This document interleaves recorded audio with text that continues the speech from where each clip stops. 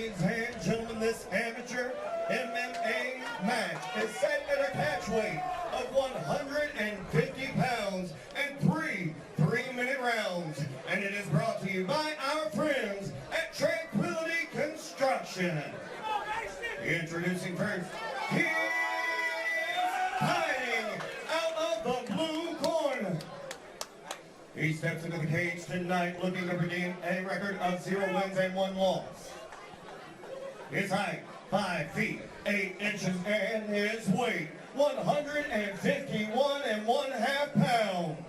He trains with Cook's Impact and he fights out of Powder Springs, Georgia. Ladies and gentlemen, I present to you, Mason Cook!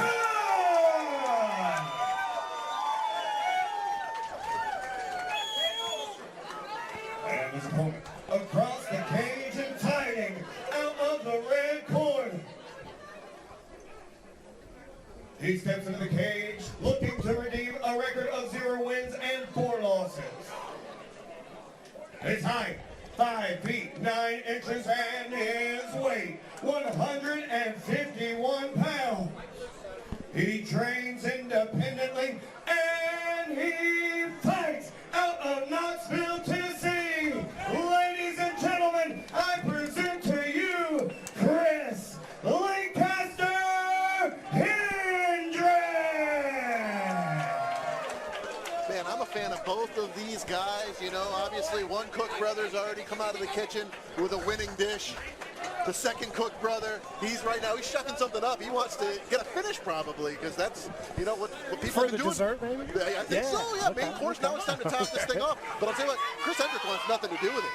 This guy, I love an underdog story, and Shannon Sharp says, don't judge a man by where he stands, because you don't know where he came from. And we don't know much about Chris Hendrick, to be honest with you. He's an independent fighter, no camp. Definitely nobody's making these matches for him. He's just accepting fights with everybody. But I will say that sweater that he wore in that one weigh-in picture, right. I will always remember that. I've been a fan of Chris Hendrick since that. With the glasses. And yes. I think here we have Mark Law cornering him. I don't think that Chris Hendrick has had a corner the past 2 fights. Yeah, cut man Mark Law. It's a good call there, Houston. Houston, do you have a point you wanted to make just about Hendrick? You started to say something there. No, I think the comment about the sweater just has me rattled a little bit, because I remember that. Hey, this is brutal right now in the clinch. Yeah, these guys are heavy in the clinch. What's hard with Hendricks not having a camp is that he has no strong partners. Yeah, I agree with you, Ed. It looked like he was a little lost on the takedown defense as he finds himself on his back, but he's got a knee up. It looks like he's trying to... Yeah, he's looking like he's trying to shoulder lock here, which is not helping him in the situation at all. He's in half guard here, though. That's better than getting mounted. Yes, we're in Houston's world right now. Houston, what should Hendrick be trying to do here to better his position? I mean, I think that at this point, I know it sounds crazy, but I would let the pass happen and trap and roll that right leg, which is really hard for Hendrick when he's got his back against the cage here. But that would be my call, is that it's to be stuck in this position is going to get you right here. And this is a position that Torres Finney looks to achieve in every one of his fights. It's a terrible position to be in. So that calls the fight here as Hendrick. I mean, I know it's amateurs. I know it's amateurs. That was a little earlier than I would have liked. I mean, I know it's 3-minute rounds. They were damaging blows, but give Hendrick a chance to fight into the second round. That's just my personal feeling. I know, the ref. Well, so this is where it's dangerous, is that he had his right leg on the bicep or the armpit of Hendrick, and I think it was stopped because Hendrick didn't have a way of defending himself. You're right. Hey, listen. At the end of the day, I'm a broadcaster and I'm a fan.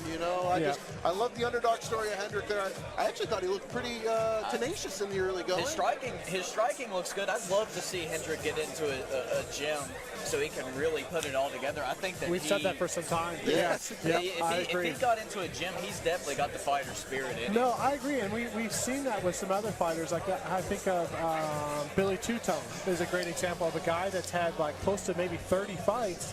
but really needs to get into a serious fight camp because he has, you see fighters that have the will, they have the want, they have the desire, and just having the training partners, as you know, just having the training partners, the ability to train with different people is so crucial. You talk about training with great people, though. Take nothing away from Mason Cook on this evening.